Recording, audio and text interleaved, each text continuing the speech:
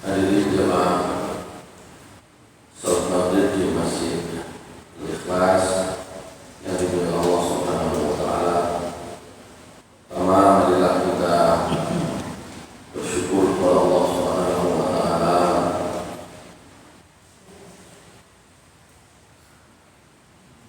atas karunia dan rahmat yang dicurahkan oleh Allah Subhanahu wa taala kepada kita sekalian.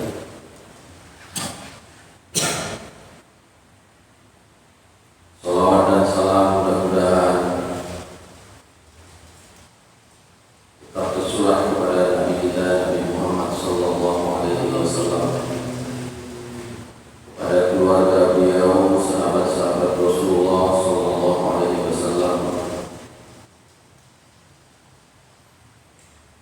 orang-orang yang mengikuti jalan Rasulullah sallallahu alaihi wasallam hingga hari akhir nanti.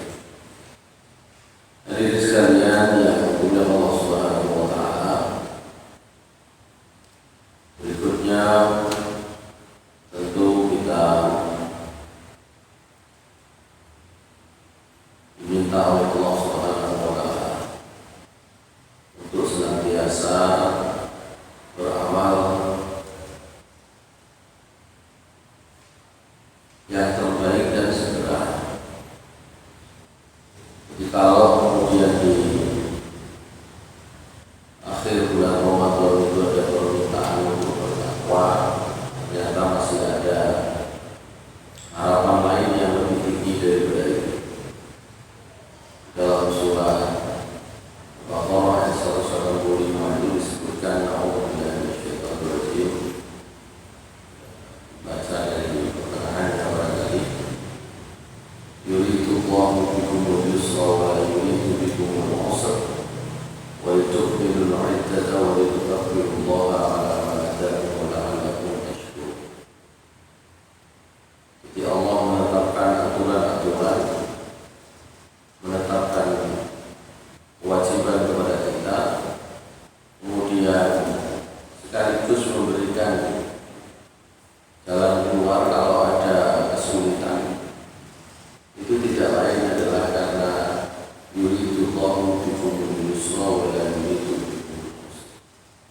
Jadi Allah Subhanahu wa taala menghendaki agar kita menjalankan agama Allah itu tidak sulit, tidak sulit, mudah. Karena itulah ketika Rasulullah SAW memerintahkan Abu Musa Al-Asy'ari dan Mu'adz bin Jabal untuk tugas dinas Yaman, maka beliau itu berpesan yassira wa la tu'assira, asyira wa la tunafir wa tatawa'a wa la takhtalifa. Mudah kan kalau mengurus itu, beri solusi, jangan kemudian menyulitkan kalau solusi itu. Basyira, gembirakan orang itu ingin menjalankan agama itu sebuah kebaikan. Dalam menjalankan agama, beri motivasi. Wala tunafira, jangan buat orang itu lari.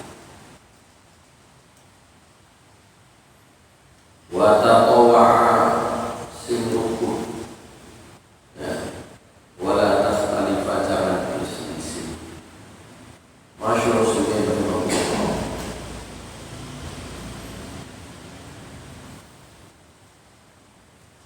Kemudian Allah menyampaikan walitukmilul iddah. Kemudian sempurnakan bilangan. Kalau kaitannya dengan puasa, tentu saja kalau memang perlu bukan hanya 29 tapi 30 hari, sempurnakan 30 hari. Tapi kalau orang yang punya tanggungan, punya hutang puasa, supaya diganti, supaya disempurnakan,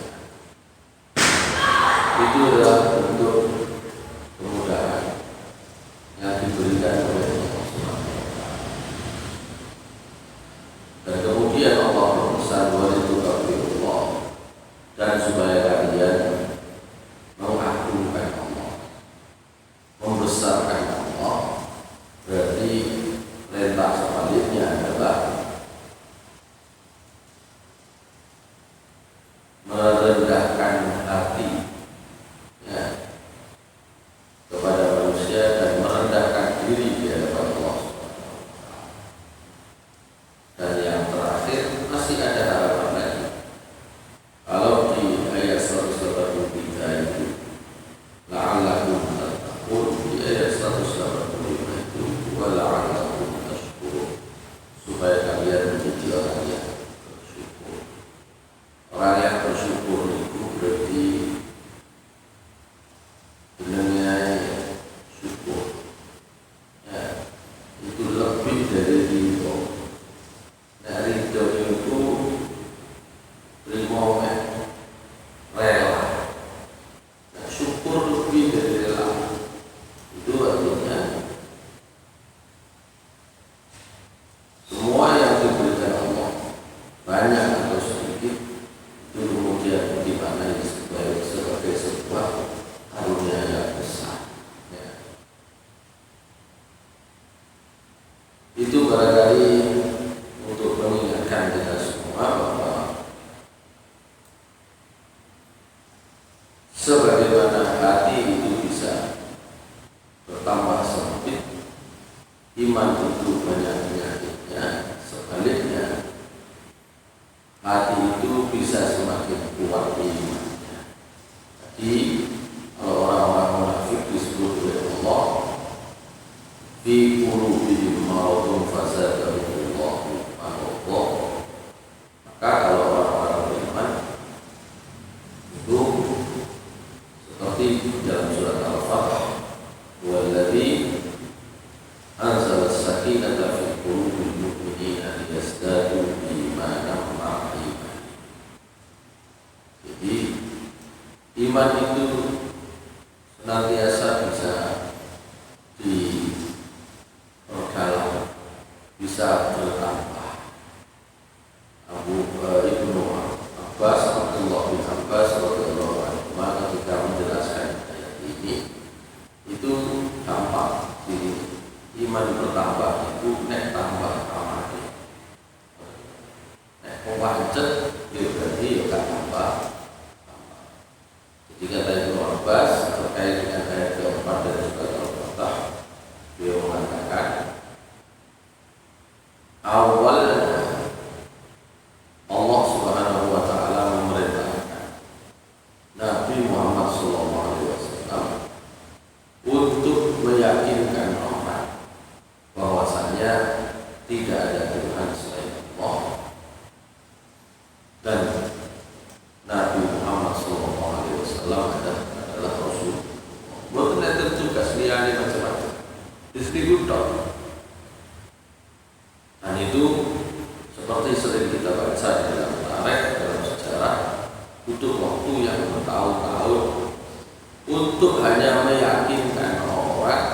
tidak ada Tuhan selain Allah dan bahwa Nabi Muhammad Sallallahu Alaihi Wasallam itu Rasul. Mungkin kalau menjadikan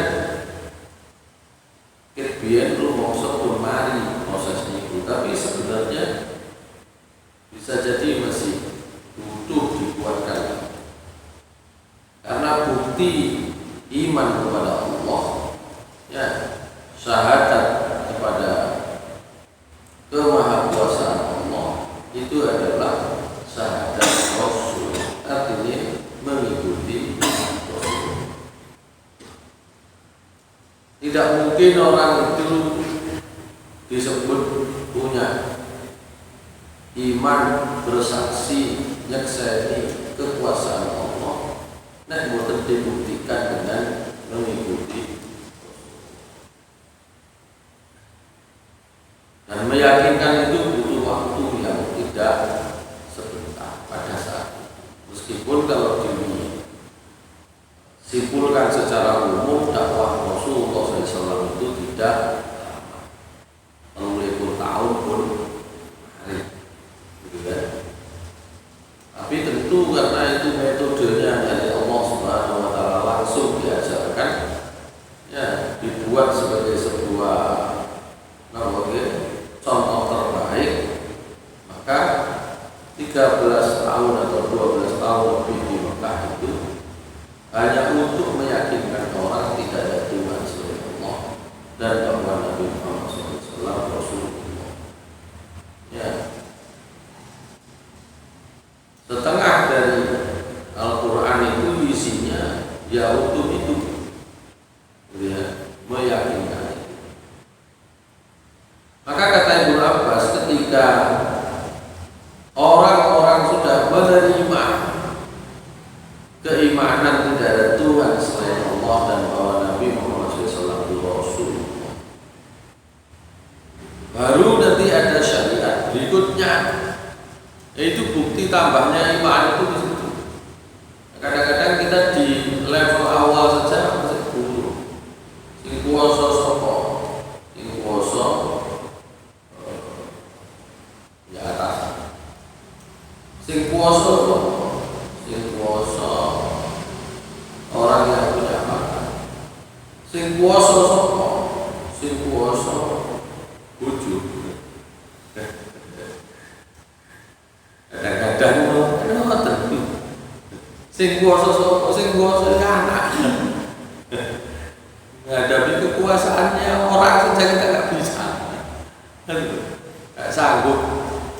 Ya, nyekseni tidak ada Tuhan selain Allah itu artinya kalau ono sing gede kecuali Gusti Allah. Boten enten sing gede, boten enten sing sugih, boten enten sing sembarang kali itu kecuali Allah. Itu artinya juga bagaimana kita itu tidak tunduk kecuali kepada Allah. Kalau nganutnya kita kepada pimpinan kita, nganutnya kita kepada pejabat yang ada di atas kita, nganutnya kita kepada keinginan, ya, suami atau istri kita atau termasuk anak-anak kita itu sejalan dengan kehendak Allah, keinginan Allah, itu bukan termasuk yang tunduk pada makhluk karena sesuai dengan apa yang dikehendaki oleh Allah. Itulah maka muncul ungkapan, ya, la ta'ata li makhluqin fi maksiatil khaliq. Nabi punya rahmat, ya, nah, kepada makhluk, ya, itu tidak bisa patuh, tapi kemudian isinya itu bertentangan dengan keinginan Allah. Patuh kepada makhluk tapi isinya maksiat kepada. Nah, itu memang prosesnya tidak mudah. Nah, niku mari, maka yang lain itu tumbuhnya itu akan bisa lebih mudah. Baru Ibnu Abbas, Allah menurunkan syariat sholat. Gitu.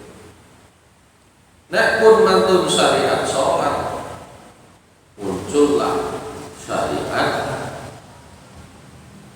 puasa. Ya, poso dhisik. Napa sholat karo poso dhisik? Adik bodoh. Yang loro nang guri bodoh, zakat dan haji. Dan itu bertahap, ya, bertahap. Nah itu kalau mau dirinci lagi, itu termasuk aturan-aturan Allah yang lain.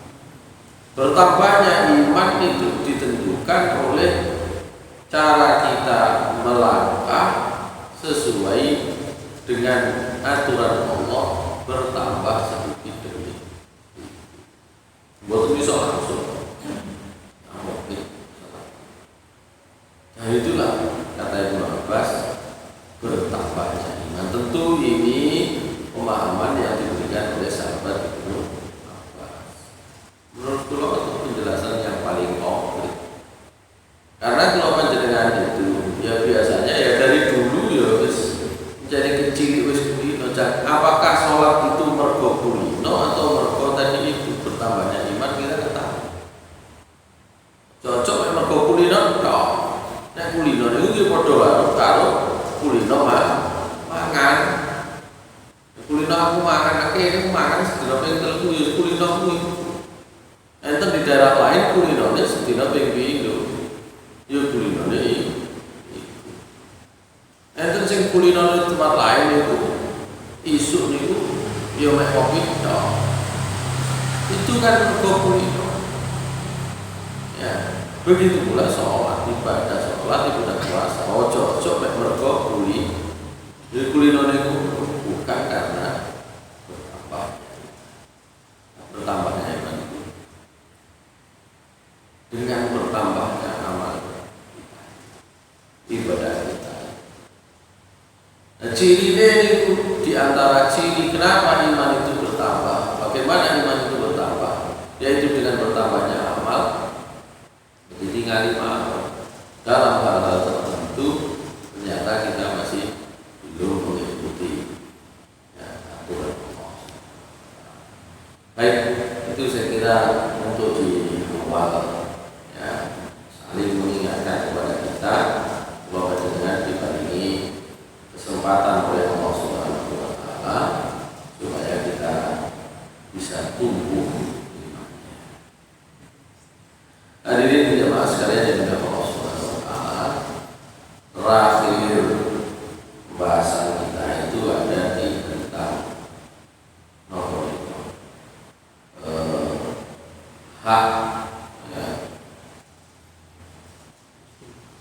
suami dan istri, al-huququl wajibah, ya, lizzawjah ala zawjih, ya.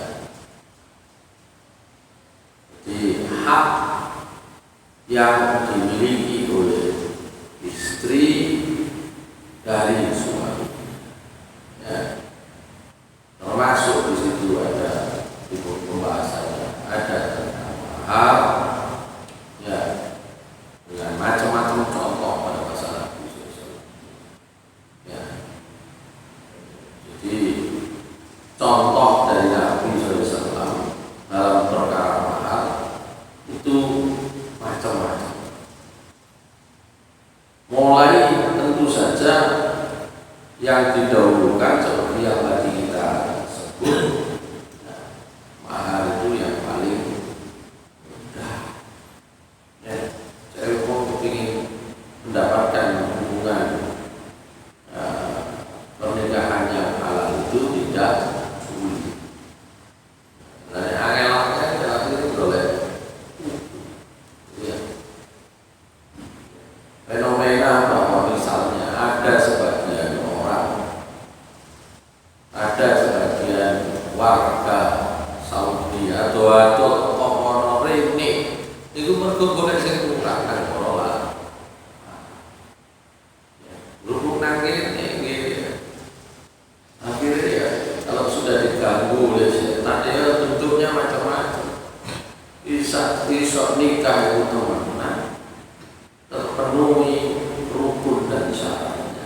iso ki mergo wis pokoke mati. Nah di sini sulit.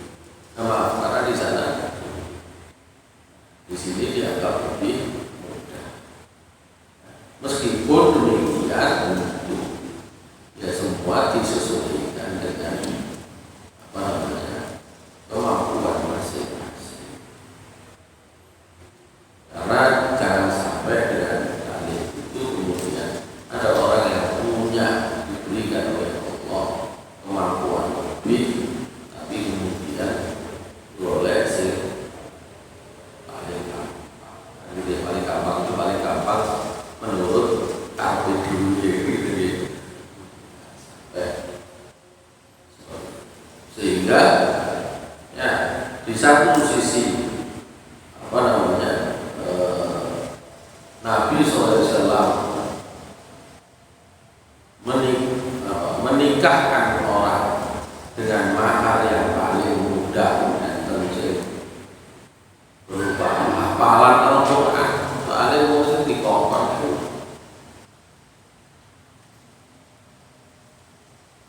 dikongkon boleh ali-ali besi mawon ya, cincin besi mawon kau boleh barang berharga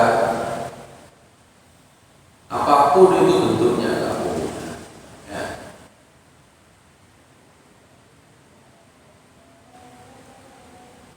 Tapi di lain pihak Rasulullah SAW ya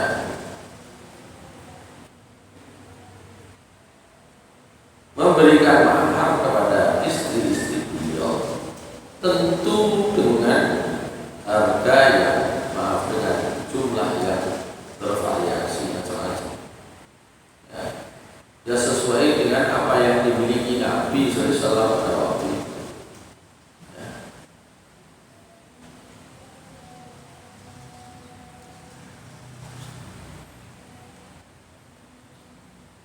Aisyah misalnya mendapatkan mahar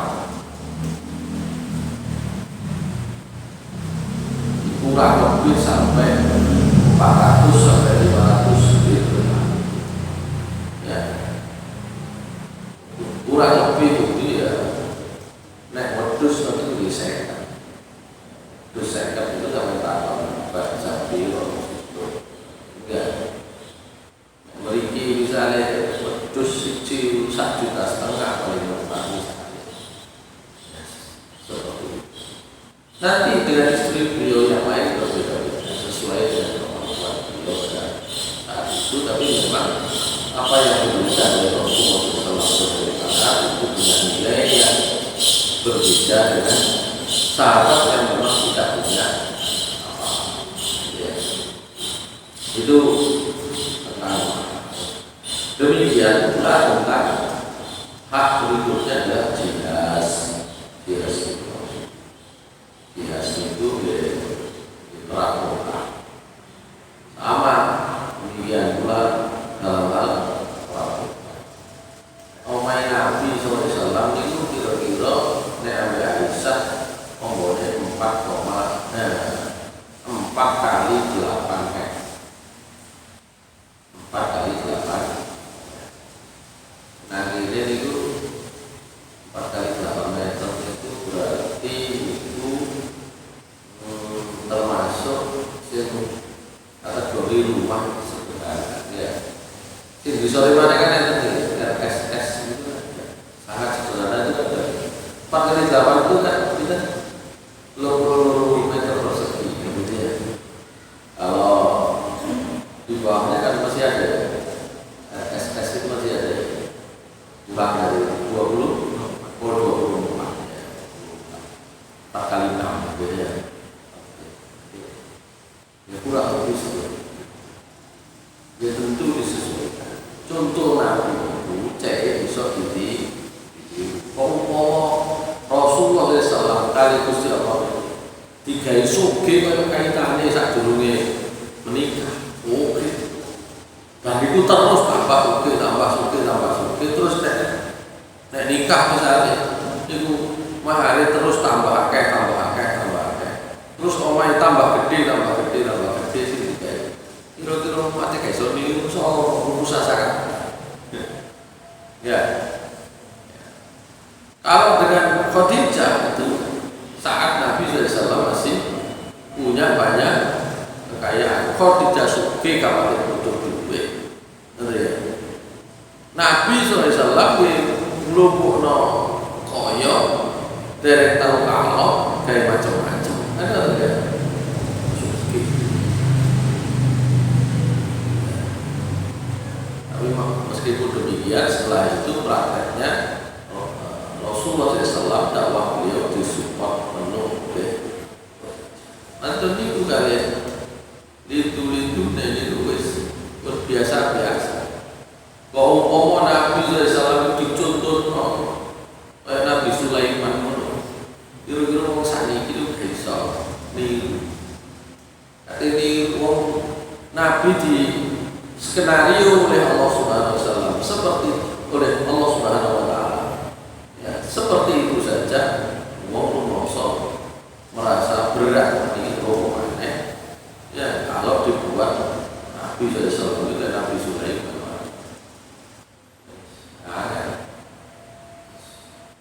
suke, woso, ya, nggak jadi.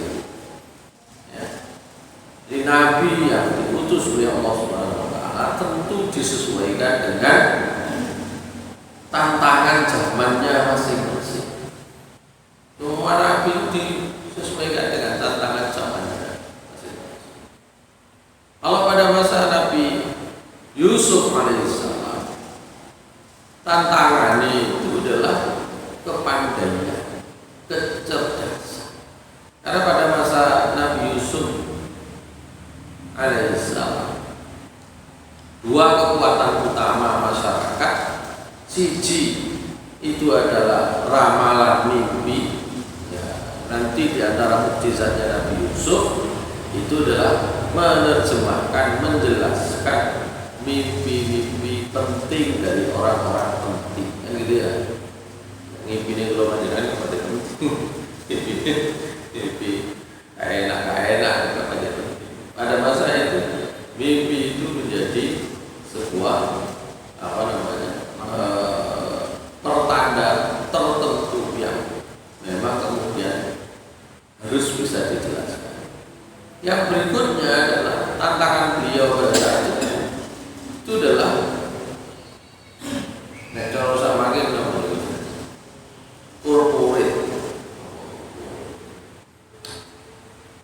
perusahaan atau kalau sekarang oligarki lah. Jadi pada masa Nabi Yusuf alaihissalam kurang lebih seperti ini. Ya, kekayaan masyarakat itu ya dimonopoli oleh segelintir orang. Ya, jadi kalau ada krisis masyarakat itu pasti sulit, maka dibutuhkan kecerdasan.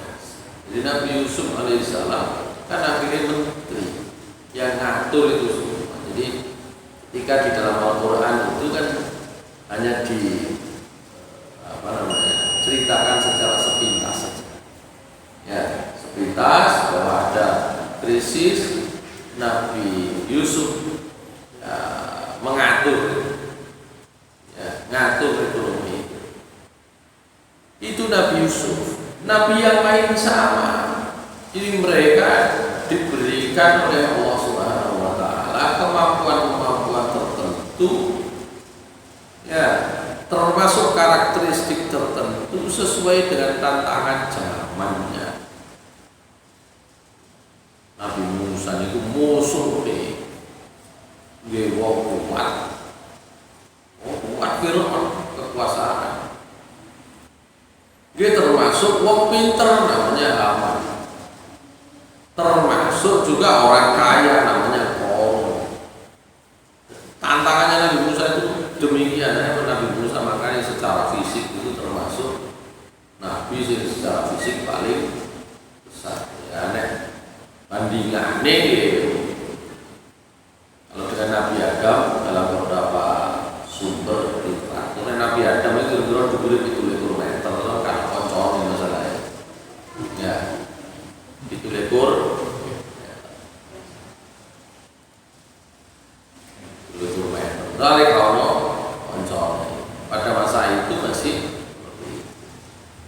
Nabi Musa itu sudah mulai standar, dukure wong itu mulai standar. Tapi Nabi Musa dalam beberapa sumber disebut dukure kira-kira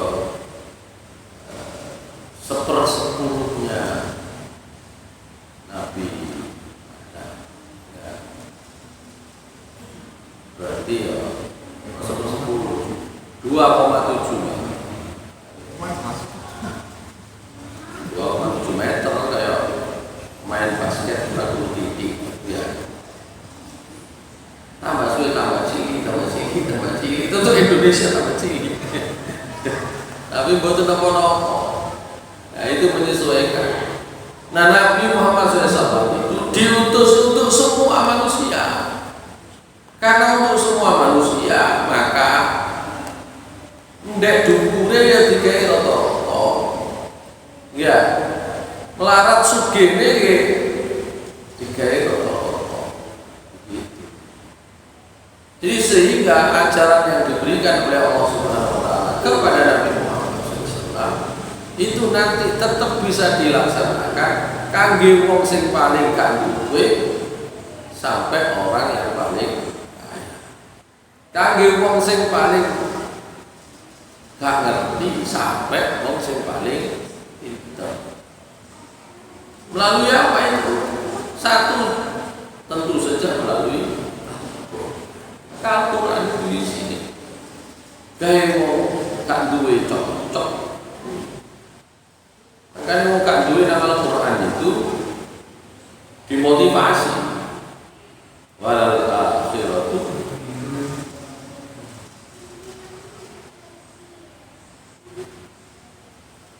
khairul laka akhirat itu tetap luwih apik timbang kangge wong sing gak duwe dimotivasi. Ya. Kangge wong sugih. Kangge sing wong iso mengembangkan diri enten maneh sih motivasinya. Mungkin masalahnya biasanya kuali nerapno ya kan ngono ya. Kuali nerap. Masyaallah. Jadi itu tentang berikutnya tentang nafkah. Ya. Jihaz, nafkah, kemudian ada juga al-huquq ghairul madiyah. Hak-hak istri dari suami yang sifatnya itu adalah ghairul madiyah, yang non materi. Non materi itu yang pertama, misalnya dalam kitab ini disebut husnul mu'asyarah. Ya, diperlakukan dengan ya. Allah Subhanahu wa taala berfirman dalam surat An-Nisa, "A'udzubillahi minasyaitonir rajim. Wa ashiruhunna bil ma'ruf. Fa'in karihtumuhunna fa'asa an takrahu syai'an wa yaj'alallahu fihi khairan katsira." Perlakukanlah istri-istri kalian itu dengan ma'ruf, dengan baik. Ya. Fa'in karihtumuhunna, ternyata ada yang tidak kalian sukai dari istri. Macam. Ya. Fa'asa an takrahu syai'an, boleh jadi justru yang tidak kamu sukai itu wa yaj'alallahu fihi khairan katsira, di dalamnya ada banyak kebaikan.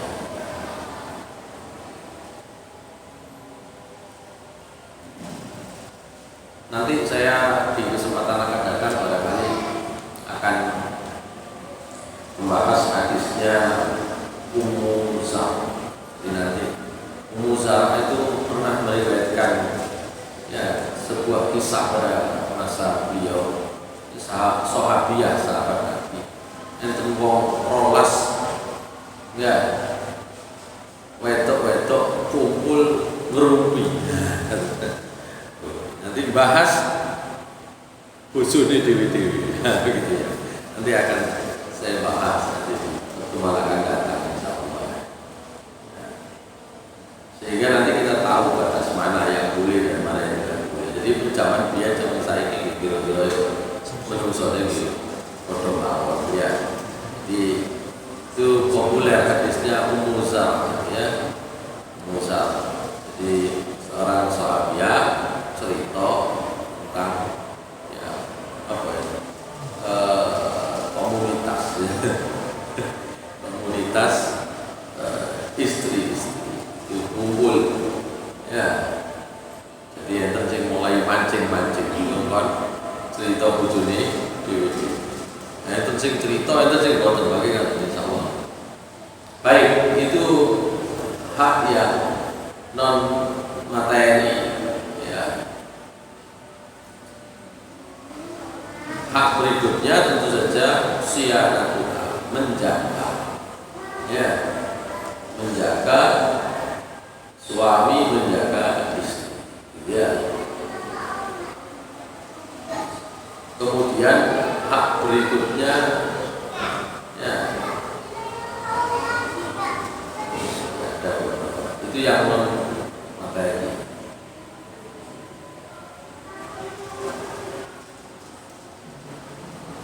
Dan ini rupanya di dalam hak-hak ini juga termasuk apa namanya tentang adab di dalam berhubungan ya antara suami dan istri. Termasuk di dalamnya membatasi keturunan ya. Meskipun di lain sisi Nabi mengatakan nikailah ya perempuan-perempuan yang punya banyak anak, artinya yang dua riwayat dalam keluarga itu keturunannya banyak, karena Rasulullah SAW itu senang dengan banyaknya umatnya di akhirat. Tapi kemudian juga ada